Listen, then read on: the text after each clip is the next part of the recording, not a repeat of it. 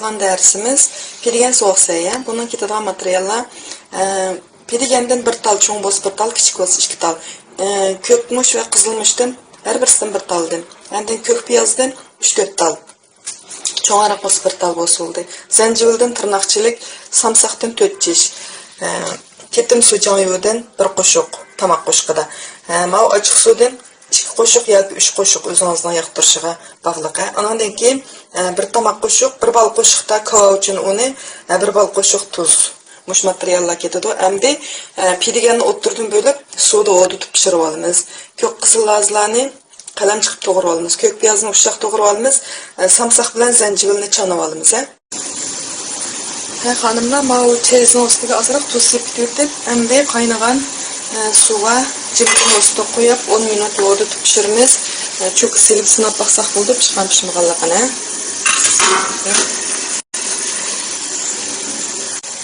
Seylanım tayalavan bu. Kında pirigen pişkiçi mau materyallarını emnisini arlaştırıp tayaklıbamız. Mana hanımlar 13 minut pişik oldu. Endi bunu çuku bilen onda qilib tilib olamiz.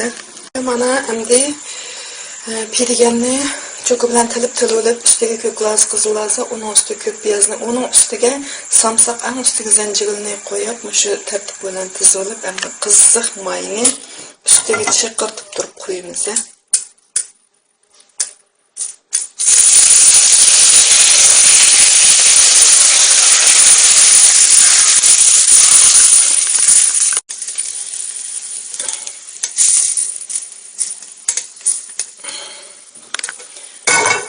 Endi tiyala qilgan